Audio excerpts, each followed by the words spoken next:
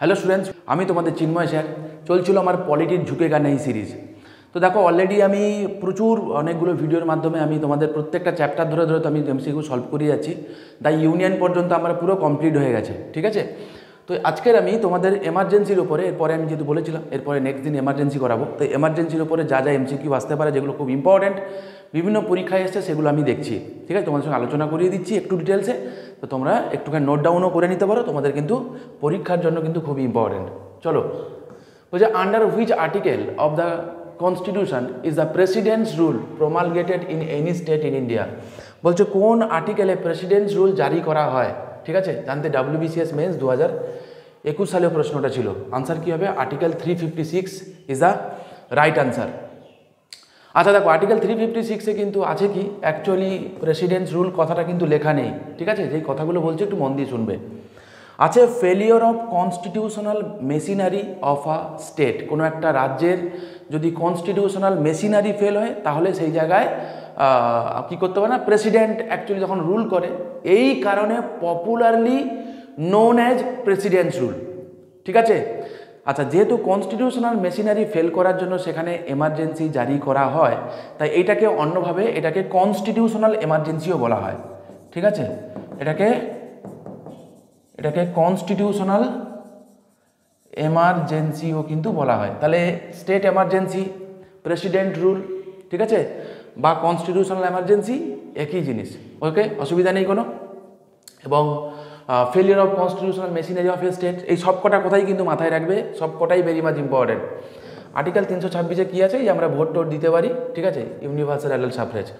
আচ্ছা, আর একটা কথা এই প্রসঙ্গক্রমে বলে রাখি, যে প্রেসিডেন্ট রুল বা স্টেট এমার্জেন্সি যদি কোনো একটা রাজ্যে জারি হয়, তো একটা কথা মাথায় রাখবে, তার জন্য ফান্ডামেন্টাল রাইটের সঙ্গে কিন্তু কোনো লেনা দেনা নেই, ঠিক আছে। ফান্ডামেন্টাল রাইটের সঙ্গে কোনো লেনা দেনা নেই। আর একটা কথা এই প্রসঙ্গক্রমে বলে রাখি, তোমরা মাথায় রাখবে যে আর্টিকেল 356 ছাড়াও কিন্তু রাজ্যে এমার্জেন্সি জারি করা যায়, ঠিক আছে। আর্টিকেল 356 ছাড়াও রাজ্যে এমার্জেন্সি জারি করা যায়, তার জন্য একটা আর্টিকেল আছে। এটাকে জাস্ট লাস্ট দুটো ডিজিটকে উল্টে দিও, মানে 365, ঠিক আছে। কি বলেছে, যে কেন্দ্র যদি কোনো ডিরেকশান দেয়, ঠিক আছে, কেন্দ্র যদি কোনো ডিরেকশান দেয় স্টেটগুলোকে, এবং স্টেটগুলো যদি সেই ডিরেকশান ফলো না করে, তাহলেও কিন্তু স্টেট এমার্জেন্সি জারি করা যায়, ঠিক আছে। দুটোর মধ্যে ডিফারেন্স কি? যদি কখনো তোমাদের প্রশ্নে আসে যে এমার্জেন্সি প্রভিশনের বাইরে গিয়েও কি এমার্জেন্সি জারি করা যায়, যদি এই প্রশ্নটা আসে, তাহলে ঘাবড়ে যাওয়ার মতো কিছুই নেই। ওকে, এমার্জেন্সি প্রভিশন আছে পার্ট 18 অফ দ্য ইন্ডিয়ান কনস্টিটিউশনে, ঠিক কি না, এবং আর্টিকেল 352 থেকে শুরু করে 360 পর্যন্ত, ঠিক কি না। তাহলে এর বাইরে গিয়েও তো এমার্জেন্সি জারি করা যায়। আমি যে বললাম আর্টিকেল 365-এ আছে, তো মাথায় রাখবে, হ্যাঁ, জারি করা যায়। কখন না, যদি কেন্দ্র যদি রাজ্যগুলোকে কোনো ডিরেকশান দেয় এবং রাজ্য যদি সেটা ঠিকঠাক ফলো না করে, তাহলে কিন্তু জারি করা যেতে পারে, ঠিক আছে। এর জন্য অন্য একটা আর্টিকেলকে ইউজ করা হয়, তো তোমরা কমেন্ট করে আমাকে জানিও, ঠিক আছে, সেটা কোন আর্টিকেল। চলো নেক্সট কোশ্চেনে যাই। Financial emergency is contained in article. তো বলছে ফাইন্যান্সিয়াল এমার্জেন্সি কোন আর্টিকেলে আছে জানতে চেয়েছে, এটাও WBCS এর মেন্সারি প্রশ্ন। দেখো, ফাইন্যান্সিয়াল এমার্জেন্সি আছে আর্টিকেল 360-এ, ঠিক আছে। আর একবার বলে দিই, এমার্জেন্সির কথা আছে পার্ট 18-এ 10, 15, 16, 17, 18, ঠিক আছে। পার্ট 18-এ আর্টিকেল 352 থেকে 360 পর্যন্ত, ঠিক আছে। তিনখানা এমার্জেন্সি আছে। একটাকে বলা হয় ন্যাশনাল এমার্জেন্সি, আমরা বলি, সংবিধানে তা লেখা নেই, একটু পরেই বলছি। একটাকে বলি আমরা স্টেট এমার্জেন্সি, আমরা বলি, সংবিধানে লেখা নেই। আর একটাকে বলা হয় কি, ফাইন্যান্সিয়াল এমার্জেন্সি, ঠিক আছে। এই তিনখানা এমার্জেন্সি আছে, মাথায় রাখবে। আর ন্যাশনাল এমার্জেন্সির কথা যেটা আমি বললাম, বেসিক্যালি সংবিধানে কিন্তু তা লেখা নেই। সংবিধানে লেখা আছে কি জানো, লেখা আছে প্রোক্লেমেশন অফ এমার্জেন্সি, ঠিক আছে। প্রোক্লেমেশন অফ এমার্জেন্সি, ঠিক আছে, প্রোক্লেমেশন অফ এমার্জেন্সি। আচ্ছা, প্রেসিডেন্ট মানে ন্যাশনাল এমার্জেন্সি বলে কোনো টার্ম কিন্তু সংবিধানেও এক্সিস্ট করে না, ঠিক আছে। লেখা আছে কি, প্রোক্লেমেশন অফ এমার্জেন্সি। তিনটে গ্রাউন্ডে এই এমার্জেন্সিকে বা ন্যাশনাল এমার্জেন্সিকে প্রোক্লেম করা যায়, সেটা হচ্ছে ওয়ার, ঠিক আছে, এক্সটার্নাল অ্যাগ্রেশন, আর একটা হচ্ছে কি, আর্মড রিবেলিয়ান, ঠিক আছে। এই তিনটে গ্রাউন্ডে war, external aggression and armed rebellion. তিনটের মধ্যে ডিফারেন্স কি, এক কথায় বলে দিই, শুনে নাও। ওয়ার মানে যুদ্ধ, দুটো দেশ একে অপরের সঙ্গে উইথ আর্মস তারা লড়াই করছে, ঠিক আছে, এটাকে বলবো আমরা ওয়ার। এক্সটার্নাল অ্যাগ্রেশন বলতে বোঝাবে বিপক্ষ যে দেশ তারা উইথ আর্মস আমাদেরকে অ্যাটাক করেছে, আমরা কিন্তু আর্মস নিয়ে তাদের উপর অ্যাটাক করিনি, তো এটাকে বলবো আমরা এক্সটার্নাল অ্যাগ্রেশন। আর্ম রিবেলিয়ান এটা ছিল না, এটা ইনিশিয়ালি ছিল কিন্তু ইন্টারনাল ডিস্টারবেন্স, ঠিক আছে, ইন্টারনাল ডিস্টারবেন্স আগে ছিল। ওকে, তো এটাকে মিস ইউজ করা হয়েছিল, ইন্দিরা গান্ধী মিস ইউজ করেছিলেন বলে বলা হয়। তো যেই কারণে যখন কিনা মোরারজি দেশাই যখন ক্ষমতায় আসে, জনতা সরকার যখন ক্ষমতায় আসে 1978 সালে 44th কনস্টিটিউশন অ্যামেন্ডমেন্ট অ্যাক্ট করা হয়, ঠিক আছে। 44th কনস্টিটিউশন অ্যামেন্ডমেন্ট অ্যাক্ট করে আমরা কি করি, ইন্টারনাল ডিস্টারবেন্স টার্মটাকে তুলে দিই, তার জায়গায় নিয়ে আসি কি আর্মড রিবেলিয়ন। মাইন্ড ইট, এগুলো কিন্তু পরীক্ষায় প্রচুরবার এসছে, আবারও আসবে, ঠিক আছে। চলো নেক্সট কোশ্চেনে যাই। Article 352 of the Indian constitution relates to, আচ্ছা তো বলছে আর্টিকেল 352-তে কী আছে জানতে চেয়েছে, অলরেডি বললাম এটা খুবই পাতি প্রশ্ন, আনসার কী হবে ন্যাশনাল এমার্জেন্সি, ঠিক আছে। যদি ন্যাশনাল এমার্জেন্সি টার্মটা না থেকে থাকতো তাহলেও ঘাবড়ে যাবার কোনো কারণ নেই, তাহলে থাকতো proclamation of emergency, proclamation of emergency, ঠিক আছে। তো একই আমি বললাম না, the term national emergency nowhere mention in the constitution, mind it, ঠিক আছে। আর একটা কথাই সম্পর্কে বলে রাখি, শুনে রাখো, যে এই যে মানে প্রেসিডেন্ট সবকটাই এমার্জেন্সি ডিক্লেয়ার করে, কিন্তু প্রেসিডেন্ট, এক কথায় বলে রাখি যে সবকটা এমার্জেন্সি ডিক্লেয়ার করে প্রেসিডেন্ট, ওকে। এবং প্রেসিডেন্ট যখনই কিনা এমার্জেন্সি ডিক্লেয়ার করবে এবং সেটা কিন্তু ক্যাবিনেটের রিটেন রেকমেন্ডেশনে তিনি করবেন, ঠিক আছে। কি বললাম, প্রেসিডেন্ট যখন এমার্জেন্সি ডিক্লেয়ার করবেন তিনি কিন্তু ক্যাবিনেটের, মাইন্ড ইট, ঠিক আছে, ক্যাবিনেটের রিটেন, ওকে, রিটেন রেকমেন্ডেশনের, ওকে, তিনি কিন্তু ডিক্লেয়ার করবেন, মাইন্ড ইট। তো এবারে হচ্ছে কথা, নেক্সট কথা আছে, ভালো করে মন দিয়ে শোনো। The term cabinet, the term cabinet ভারতের সংবিধানে কোথায় আছে? তো যারা আমরা একটু থোড়া বহুত একটু পড়াশুনো করি, তো তারা আমরা বলবো যে টার্ম ক্যাবিনেট কথাটা হয়তো বা ইউনিয়ন এক্সিকিউটিভের মধ্যে কোনো একটা জায়গায় থাকতে পারে, মানে আর্টিকেল 52 থেকে শুরু করে আর্টিকেল 78-এর মধ্যে কোনো একটা জায়গায় থাকতে পারে, কিন্তু বিশ্বাস করা এই কোনো জায়গাতেই নেই। ইভেন 1978 সালের আগে ক্যাবিনেট কথাটা ভারতের সংবিধানে ছিলই না, ঠিক আছে। 44th কনস্টিটিউশন অ্যামেন্ডমেন্ট অ্যাক্ট করে এটা করা হয় যে আগে না এই রেকমেন্ডেশনটা ছিল মৌখিক, ঠিক আছে। 44th কনস্টিটিউশন অ্যামেন্ডমেন্ট অ্যাক্টে করা হয় যে না মৌখিক টৌখিক না, রিটেন একটা ডকুমেন্ট লাগবে যে ক্যাবিনেট রেকমেন্ড করেছে প্রেসিডেন্টকে, যে প্রেসিডেন্ট ডিক্লেয়ার করেছে, ঠিক আছে। কেন হয়েছে কী ব্যাপার, এর জন্য ইন্দিরা গান্ধীর একটা বড় কেস আছে, বলতে গেলে অনেক লম্বা হয়ে যাবে, তোমাদের ধৈর্য থাকবে না, ঠিক আছে। যদি শুনতে চাও গল্প কমেন্ট করো, তোমাদের বলে কখনো শোনাবো আমি, আচ্ছা ঠিক আছে। তো তখন যখন এই কথাটা বলা হলো যে ক্যাবিনেটের রিটেন রেকমেন্ডেশনে হবে, তো সেটা আছে আর্টিকেল 352 ক্লজ 3-তে, মাইন্ড ইট। তাই দ্য টার্ম ক্যাবিনেট কথাটা আছে আর্টিকেল 352 ক্লজ 3-তে, মাইন্ড ইট, আর্টিকেল 352 ক্লজ 3-তে আছে, ওকে। নেক্সটগুলো যদি আমি দেখি কি আছে দেখি, আচ্ছা চলো নেক্সট।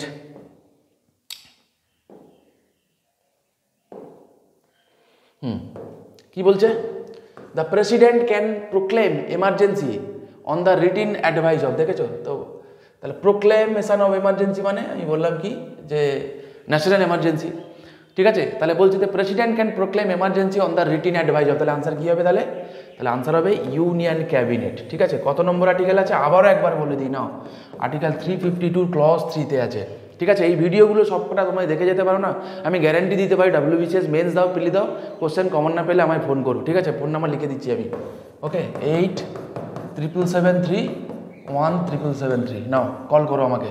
চলো নেক্সট কোশ্চেনে যাই। During the proclamation of emergency the term of Lok Sabha may be extended at a time for a period of not exceeding, ঠিক আছে। তো বলছে যে যখন কিনা the proclamation of national emergency the term of Lok Sabha, আচ্ছা যখন কিনা ন্যাশনাল এমার্জেন্সি যখন জারি করা হয় তখন লোকসভার টার্ম কতটা বাড়ানো যেতে পারে, যেটা জানতে চেয়েছে। আচ্ছা এখানে শুধু লোকসভা দিয়েছে, এটা যতটুকু মনে আছে WBCS এর মেন্সে কোশ্চেনটা এসেছিলো এবং UPBCS-এ এসেছিল। তাই শুধু লোকসভা না, এটা স্টেট লেজিসলেটিভ অ্যাসেম্বলির জন্যও সত্যি কথা, মানে লোকসভা কোথায় গেল, লোকসভা, ঠিক আছে, প্লাস স্টেট লেজিসলেটিভ অ্যাসেম্বলি, ঠিক আছে, মাইন্ড ইট, লোকসভা এবং স্টেট লেজিসলেটিভ অ্যাসেম্বলি দুটোর ক্ষেত্রেই কিন্তু প্রযোজ্য, ঠিক আছে। দুটোরই টার্ম অ্যাট এ টাইম 1 ইয়ার বাড়ানো যায়, ঠিক আছে, অ্যাট আ টাইম, ঠিক আছে, একবারে এক বছর বাড়ানো যায়, কিন্তু একবার একবার করে এটা এনি নাম্বার অফ টাইম হতে পারে, ঠিক আছে, at a time 1 year, two এটা হতে পারে কি না এনি নাম্বার অফ টাইম, এটা হতে পারে এনি নাম্বার অফ টাইম, যে যতবার খুশি হতে পারে, কিন্তু অ্যাট এ টাইম বাড়বে কিন্তু 1 বছর 1 বছর 1 বছর 1 বছর 1 বছর এরকম করে যতবার খুশি হতে পারে। মাইন্ড ইট, তাহলে লোকসভা প্লাস স্টেট লেজিসলেটিভ অ্যাসেম্বলির টেনিয়রটা অ্যাট এ টাইম 1 বছর আমরা বাড়াতে পারবো, ঠিক আছে, করে এটা এনি নাম্বার অফ টাইম সেটা হতে পারে, কোনো চাপ নেই। চলো next question, a resolution that ratifying a proclamation of emergency requires to be passed.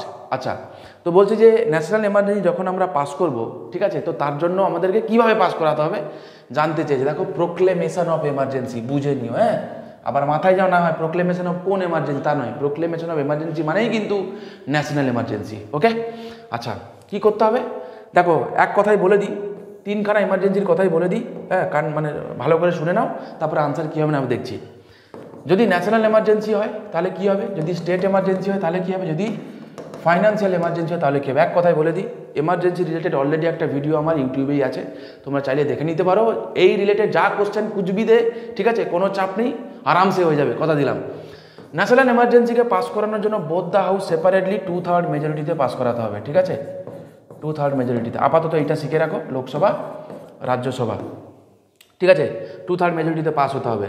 State emergency হতে গেলে কি করতে হবে, ভালো করে মন দিয়ে শুনবে, both the house separately pass করবে, okay, Lok Sabha Rajya Sabha, but simple মেজরিটিতে, ওকে, সেম ফাইন্যান্সিয়াল এমার্জেন্সির ক্ষেত্রেও তাই, ওকে, কিছু একটা গন্ডগোল হচ্ছে, ওকে, তো এটাও কিন্তু তাই সিম্পল মেজরিটিতে হবে। ক্লিয়ার, এটা হচ্ছে অ্যাপ্রুভ করব। চলো এটাকে ডিসকন্টিনিউ করব, তাহলে কি করে হবে, ডিসকন্টিনিউ করতে গেলে যেটা হবে, তাহলে শুধুমাত্র লোকসভাতে, mind it, in case of national emergency only, ঠিক আছে, সিম্পল মেজরিটি যদি রেকমেন্ড করে কাকে, প্রেসিডেন্টকে, বাস তাহলেই হবে, তুলে দেওয়া যাবে, ঠিক আছে। স্টেট এমার্জেন্সি এটা প্রেসিডেন্ট করে দিতে পারে, কোনো চাপ নেই, এর জন্য বিল টিল পাসের কোনো প্রয়োজন নেই, আবারও তাই, এটাও তাই, প্রেসিডেন্ট তুলে দিতে পারে, কোনো বিল টিল পাসের কোনো প্রয়োজন নেই, ঠিক আছে। এই কথাগুলো কিন্তু মাথায় গেঁথে রেখো, ঠিক আছে।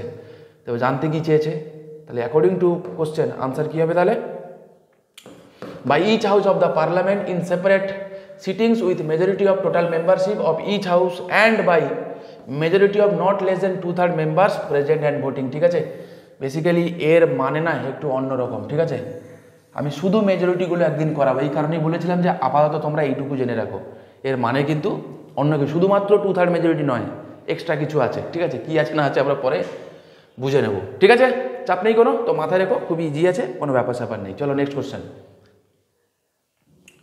Which of the following emergencies has been declare the maximum number of times, বলছে কোন এমার্জেন্সি সব থেকে বেশিবার আমরা জারি করেছি আজ পর্যন্ত, ঠিক আছে। মাথায় রাখবে ডক্টর বি.আর. আম্বেদকর যেই এমার্জেন্সিটা সব থেকে কম ইউজ করার কথা বলেছিলেন, ঠিক আছে, সেই এমার্জেন্সিই আমরা সব থেকে বেশিবার ইউজ করেছি, দ্যাট ইজ স্টেট এমার্জেন্সি, ঠিক আছে, দ্যাট ইজ স্টেট এমার্জেন্সি। মাথায় রাখবে পরীক্ষায় এটাও আসে যে কোন এমার্জেন্সিটাকে সব থেকে কম ব্যবহার করার কথা ডক্টর বি.আর. আম্বেদকর বলেছিলেন, তা আনসার কী হবে, স্টেট এমার্জেন্সি, ঠিক আছে, বলেছো একদম, আর কোনো রাস্তা নেই, এইরকম কন্ডিশন ছাড়া স্টেট এমার্জেন্সিকে তিনি ওয়েপেন হিসেবে ইউজ করতে মানা করেছিলেন, ঠিক আছে, তো মাথায় রেখো, ভেরি মাচ ইম্পর্ট্যান্ট। চলো নেক্সট কোশ্চেনে যাই, the president's rule under article 356 remains valid in the state for the maximum period of, তো বলছে স্টেট এমার্জেন্সি যাই থাকে কত দিনের জন্য।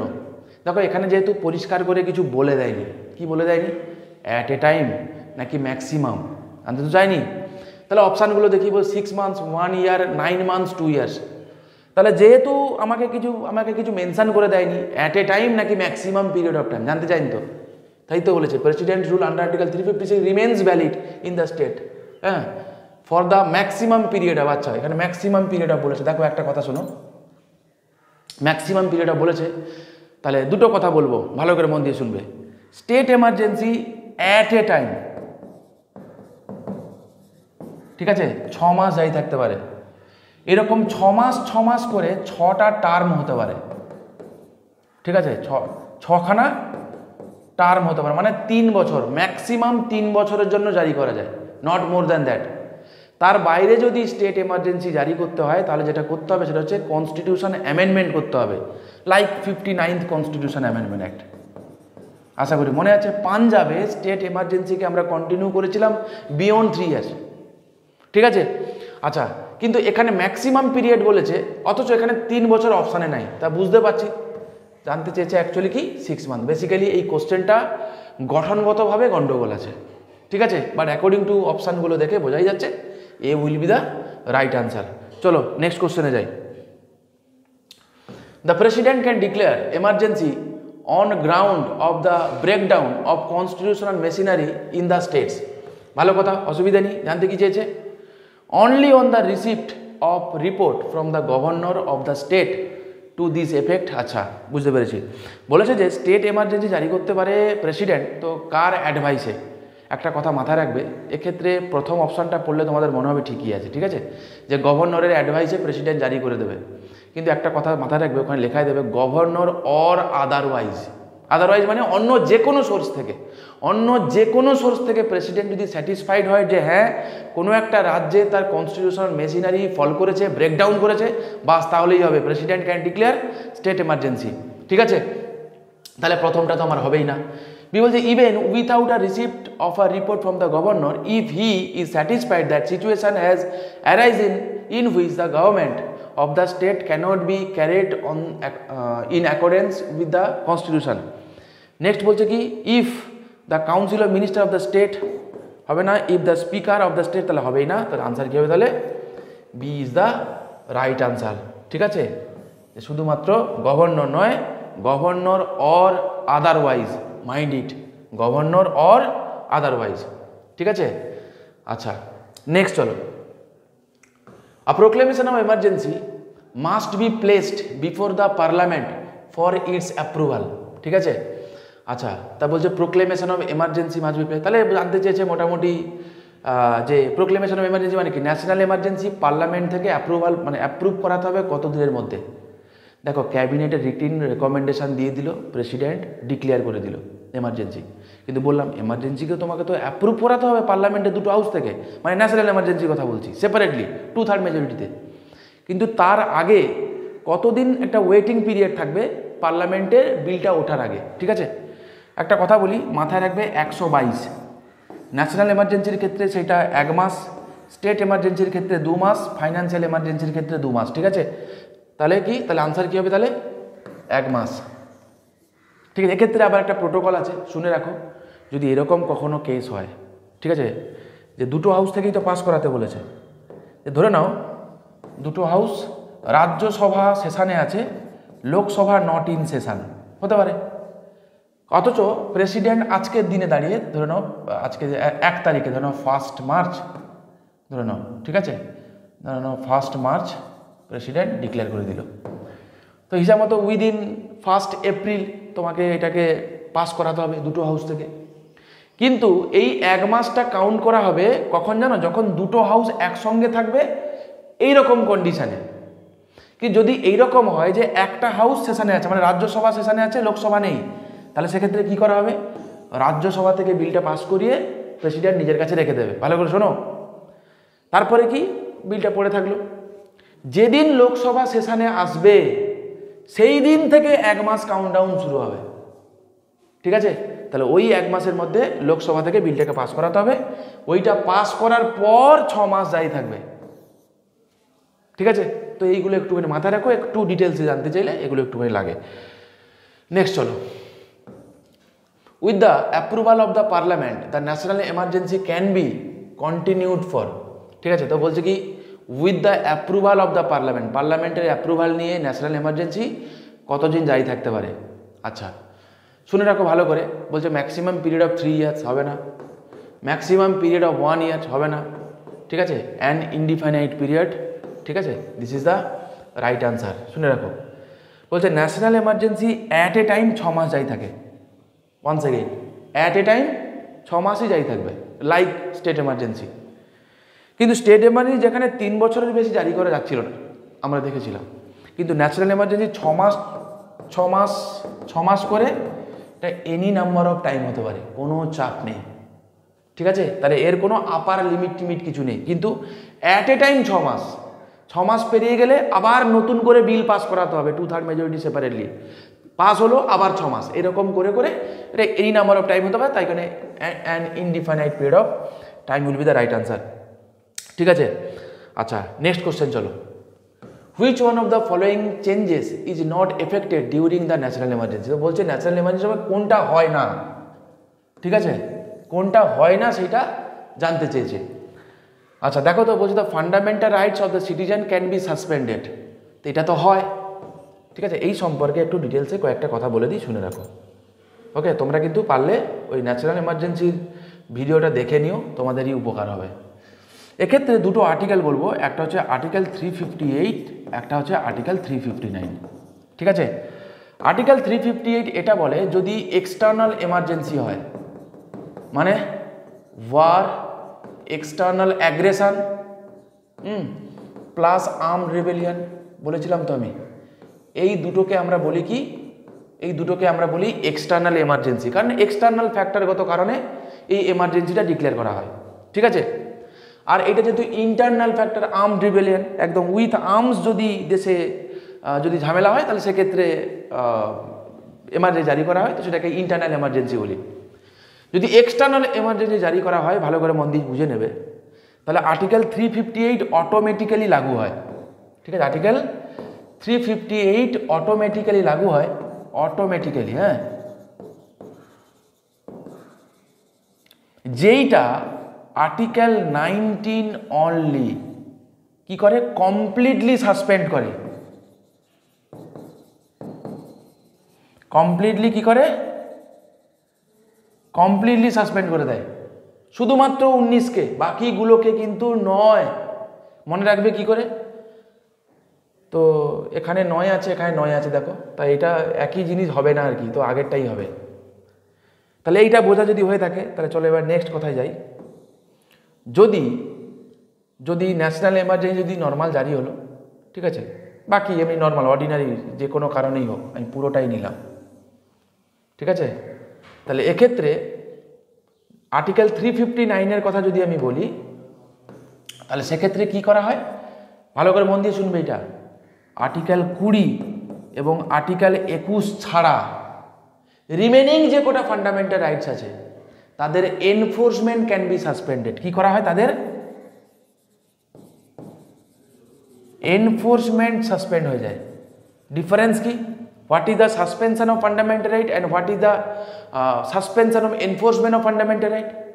দেখো, সাসপেনশন অফ ফান্ডামেন্টাল রাইট মানে ফান্ডামেন্টাল রাইটটা জাস্ট তোমার নেই, আর এনফোর্সমেন্ট সাসপেন্ড মানে ফান্ডামেন্টাল রাইট তুমি এনজয় করো, কোনো চাপ নেই, কিন্তু তুমি যদি কখনো কোর্টে যাও, যদি ভায়োলেশন হয়, যদি কোর্টে যাও, তাহলে তুমি বিচার পাবে না, এই আর কি। দিস ইজ দ্য ডিফারেন্স, আর কিছু না। ছাড়া এবং এই এনফোর্সমেন্ট সাসপেন্ড করতে পারে কে জানো, এইটা সাসপেন্ড করতে পারে one and only president. President তার প্রেসিডেন্টাল অর্ডারে যেই যেই আর্টিকেলগুলোর এনফোর্সমেন্ট সাসপেন্ডের কথা বলবে, তো সেইগুলো সাসপেন্ড থাকবে, ঠিক আছে, আর্টিকেল 20, 21 ছাড়া। এবং আর্টিকেল 20 এবং 21 যে হবে না, এইটাও করেছি through 44th constitution amendment act, ঠিক আছে, অফ 1978। সব কটা কথা কিন্তু তোমরা মন দিয়ে কিন্তু পড়বে এবং মন দিয়ে ভিডিওগুলো দেখো। সিরিয়াস অ্যাসপিরেন্টরাও দেখবে, আদারওয়াইজ ইগনোর ইট, পড়তে হবে না, ঠিক আছে। চলো নেক্সট কোশ্চেনে যাই। বলছে which one of the following, এক সেকেন্ড, বলছে which one of the following steps cannot be taken by the president during the financial emergency. বলছে ফাইন্যান্সিয়াল এমার্জেন্সি যখন হয়, তো কোনটা প্রেসিডেন্ট নেয় না সেটা জানতে চেয়েছে। He can direct the union and state government to observe such canons of financial propriety as he deems desirable। একদম সে চাইলে স্টেট গভর্নমেন্টকে কিছু ডিরেকশন দিতেই পারে, তো এটা একদমই ঠিক আছে। He can suspend the fundamental, দেখো এটা হবে না। আমি প্রথমেই একটা কথা বলে দিই, ন্যাশনাল এমার্জেন্সি ছাড়া, আমি আগেও বলেছি এটা, ন্যাশনাল এমার্জেন্সি ছাড়া বাকি কোনো এমার্জেন্সিতে, না তো স্টেট এমার্জেন্সি, না তো ফাইন্যান্সিয়াল এমার্জেন্সি, কোনো এমার্জেন্সির সঙ্গে ফান্ডামেন্টাল রাইটের কোনো লেনাদেনা নেই, ঠিক আছে। কি বললাম, ন্যাশনাল এমার্জেন্সি ছাড়া বাকি দুটো এমার্জেন্সির সাথে ফান্ডামেন্টাল রাইটের কোনো লেনাদেনা নেই। স্টেট এমার্জেন্সি যাই থাকলেও ফান্ডামেন্টাল রাইট একদম যেমনকে তেমন থাকবে, কোনো কিচ্ছু চেঞ্জ হবে না, ঠিক আছে? এই ভুলটি কখনো করো না, ঠিক আছে? তো এটাই ভুল আছে। চলো নেক্সট কোশ্চেনে যাই। আচ্ছা একটা কথা বলে দিই যে যখন কিনা একটা কথা বলে এখানেই আছে, he can order the reduction of salaries allowance of all civil servants, he can order reduction of salaries of the supreme court and high court জাজেস। একদমই ঠিক কথা। পরীক্ষায় যদি আসে যে ফাইন্যান্সিয়াল এমার্জেন্সি জারি হলে ঠিক কাদের স্যালারি কমে না, তাহলে আনসার কী হবে? মাথায় রাখবে যারা পিপলস রিপ্রেজেন্টেটিভ তাদের কমে না, ঠিক আছে? যেমন president, vice president, MP, MLA, ঠিক আছে? এদের স্যালারি কিন্তু কমবে না, ঠিক আছে? যেমনকে তেমন থাকবে। বাকি সবারই যেই খুশি হোক না কেন, সুপ্রিম কোর্টের প্রধান বিচারপতি হলেও তার স্যালারি ক্যান বি রিডিউসড, ঠিক আছে? Next question. After the declaration of financial emergency by the president, what is the period of operation of the emergency without approval by the parliament? আচ্ছা ফাইন্যান্সিয়াল এমার্জেন্সি বলেছিলাম, তো কী বলেছিলাম আমি? 122, তাহলে 2 হবে, তাহলে 2 মান্থস হবে, ইজ দ্য রাইট আনসার, ঠিক আছে? নেক্সট কোশ্চেন চলো। Which one of the following cannot be the ground for proclamation of emergency under the constitution of India? আমি অলরেডি বলেছি কী হবে, ওয়ার হবে, এক্সটার্নাল অ্যাগ্রেশন হবে, আর কি হবে, আর্মড রিবেলিয়নও হবে। হবে না কোনটা? Internal disturbance. এটা কাটেল তুলে দিয়েছি। অ্যামেন্ডমেন্ট কত? একদম 44th, ঠিক আছে? Constitution amendment act 1978। চলো নেক্সট কোশ্চেনে যাই। Under which article of the constitution it is the responsibility of the Indian government to protect states from external aggression and internal disturbance? শোনো পুরো কথাটা বলে দিই, এটা একটু আধা কথা লেখা আছে। বলছে it is the duty of the মানে it is the duty of the union to protect every state. It is the duty of the union to protect every state, ঠিক আছে? প্রত্যেকটা রাজ্যগুলোকে প্রোটেক্ট করার দায়িত্ব, ডিউটি, কর্তব্য কার? ইউনিয়নের কর্তব্য। এটা আছে আর্টিকেল 355-তে, ঠিক আছে? মাথায় রেখো। এবং এটাও মাথায় রেখো, ইট is the duty of the union to protect every state, এটাও মাথায় রেখো, ঠিক আছে? আর আর্টিকেলগুলো তোমরা জানো, আর আমি আর বলছি না। চলো নেক্সট কোশ্চেনে যাই। Under which of the following articles the president of India can suspend the enforcement of fundamental rights? ঠিক আছে, এক্সেপ্ট আর্টিকেল 20 এবং 21, ঠিক আছে? পেয়ে গেছো কোশ্চেনটা, চাপ নেই কোনো। তাহলে আনসার কী হবে? Article 359 will be the right answer. Article 358 কি প্রেসিডেন্ট করে? তা তো না, এটা তো অটোমেটিক্যালি হয়, ঠিক আছে? এটা তো অটোমেটিক্যালি হয় এক্সটার্নাল এমার্জেন্সি যদি জারি হয়, ঠিক আছে? এবং সেটা অনলি আর্টিকেল 19 রিলেটেড। আমি বারবার বলে দিচ্ছি যাতে তোমাদের মাথায় থাকে। চলো next question. Which among the following pairs of articles relating to the fundamental rights cannot be suspended during the enforcement of emergency under article 359? তো জানো আর্টিকেল 20 এবং 21 হবে না, এবং এটা করেছি কবে? এটা জনতা সরকার করেছিল through 44th constitution amendment act of 1978, ঠিক আছে? তো চলো নেক্সট কোশ্চেনে যাই। Which of the following articles of the Indian constitution has never been implemented into action? তো আজ পর্যন্ত কোন এমার্জেন্সি আজ পর্যন্ত আমরা একবারে ইউজই করিনি, ঠিক আছে? তো তোমরা জানো এটা হবে ফাইন্যান্সিয়াল এমার্জেন্সি বা আর্টিকেল 368, ঠিক আছে? ফাইন্যান্সিয়াল এমার্জেন্সি আজ পর্যন্ত একবারও জারি হয়নি। ন্যাশনাল এমার্জেন্সি আজ পর্যন্ত 3 বার জারি হয়েছিল। How many types of emergencies have been envisaged under the Indian constitution? তো বলছো কতগুলো এমার্জেন্সি আমাদের আছে? তো তোমরা জানো 3খানা এমার্জেন্সি আছে। খুবই সহজ প্রশ্ন, ঠিক আছে? নেক্সট কোশ্চেনে চলো। Presidents rule can be imposed for a maximum period of, ঠিক আছে? তো এখানে কিন্তু আছে ম্যাক্সিমাম পিরিয়ড অফ দিয়ে 3 বছর কিন্তু অপশানে আছে। যদি অপশানে থেকে থাকে তো ছাড়বো কেন, ঠিক আছে? তো 3 years will be the right answer, ঠিক আছে? তো এইগুলোই ছিল মোটামুটি আমাদের এমার্জেন্সি রিলেটেড এই কয়েকটা কথা। তোমরা একটুখানি দেখে নিয়ে একটু নোট ডাউন করে নিও, মোর দ্যান এনাফ, ঠিক আছে? চলো আজকের এই পর্যন্ত, দেখা হচ্ছে নেক্সট ভিডিওতে।